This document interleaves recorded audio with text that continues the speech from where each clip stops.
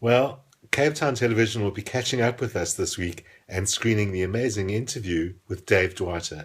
So we don't have a new episode here on YouTube, but what I did want to share with you just for a few minutes was one of the outtakes from that interview with Dave Duarte. We got up to a little bit of fun, and that didn't make it into the final episode. So I hope you enjoy it. If you haven't watched that episode, of course, you can still catch it on YouTube and on Cape Town Television tonight at 7:30, repeating Sunday at 1:30. So give it a watch. Also, of course, all the other episodes available for you to watch on YouTube. I mean, part of the human experience. But I'll see your meditation app and raise you twice on that because have you ever heard of an entrainment device? No. They're commonly known as dream machines as well. I'll have to show you one. Yes. I know. So this is a machine. They were popular in the early 90s originally, believe it or not. They've become quite sophisticated since then. This is a so-called dream machine or entrainment device. Inner Pulse. Inner Pulse is the brand of this particular one. Yeah. And what it does is that it generates electronic tones that it plays via sounds in your ears, and these amazing things that Yes. really look like you are the part, which as you can see have LEDs on the inside, that this plugs into that as well, and the LEDs pulse at a rhythm determined by the computer in there. So the brain has this property that if there is a frequency in its environment that is within its range, it will start mimicking that frequency. That's why when you drive a car and there's lines, flashing lines in front of you, the next thing you know, you're home and you don't know how you got there. It's because of that repeated rhythm. Your brain goes into a more relaxed frequency.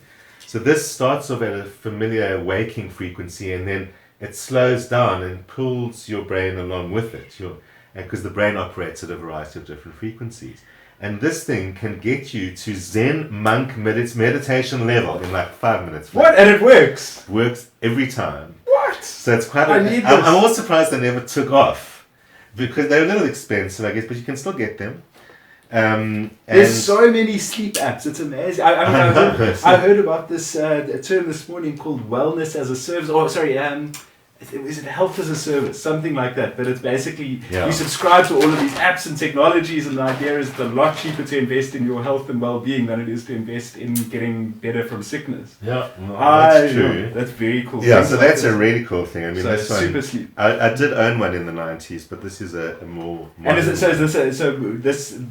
a new device? Yeah, well, I probably bought it about 10 years ago.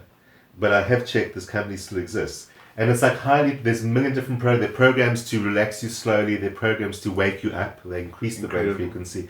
Programs for meditation. Programs for sleep that leave you. Most of the programs pull you out at the end by increasing the frequency. And a lot of people have used this machine of mine. People have amazing experiences on it. Some people have out-of-body experiences on it, even though there's this lights flashing against your closed eyelids, just to reassure anyone.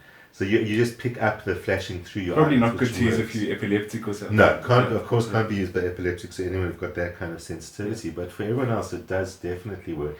And it also works. I mean, I taught myself how to play an incredibly difficult piece on the piano, and I'm a self-taught pianist, so I don't really know the piano. By listening to this at the same time as listening to the piece played by a professional, and imagine that I could play it. Literally, I sat down on the piano and played it. Just like that. You see, we're going to learn so much about our brains. Can you imagine the whole school syllabus, graduate 5 years old? Yeah, that's exactly right. And then another thing that's also interesting that you can get is it's a game kind of called The Wild Divine, and it has a sequel as well. And that uses sensors on your hands to measure various characteristics of your heartbeat, which is not just the pulse. There are other characteristics that relate to your brain state that is measurable in your heart as well. And that controls the game. So for example, there's a scene in the game that just really struck me so much, where you have to, using the concentration of your mind alone, you've got to raise a number of rocks to get them to stand in a pile. And so you're not touching anything, you're only using your mind. and this has got sensors on your hands to sense what you're doing. And what are you doing? Are you controlling your breath to do it? You're looking at the screen using your willpower to lift and the rock. And are you intentionally moving the rock? And you know when you're messing up. Completely, because if you're getting the concentration right, the rock starts rising, and then you start thinking, oh yeah, it falls down to the ground, just as if you were really doing this. Incredible. And me doing it, I really felt like I was really doing it. It began to become believable to me that my mind alone, with like magical powers, was controlling those rocks, and and of course it was picking up changes in my heart rhythm, in my skin temperature, that were all caused by my states of concentration. But it's interesting, they say any sufficiently advanced technology appears as magic to the first user. This one still appears as magic to me. I remember the first time I wore a virtual reality headset, and I got it was a space station thing, and I get slightly woozy at heights if I go up too quickly, and it did that. You went on this elevator, and I looked down, and I lurched, and it was just the goggles and a headset, so it completely tricks the mind. Oh, completely. I've got one of those virtual reality things, like put people on a roller coaster. I've had people screaming in my living room. Amazing. Being on this roller coaster. Completely magic. But I mean, it's so interesting. It's something that helps us, that augments our capability to understand ourselves, to control our mindset. Why not use these things to get to the accelerated space of like biofeedback? Well, because that's what it is. And I think with that Wild Divine game and with this Inner Pulse machine, they're all really they work as biofeedback. They teach you how to achieve something in your body, that eventually, hopefully, you can do without the machine. Yeah.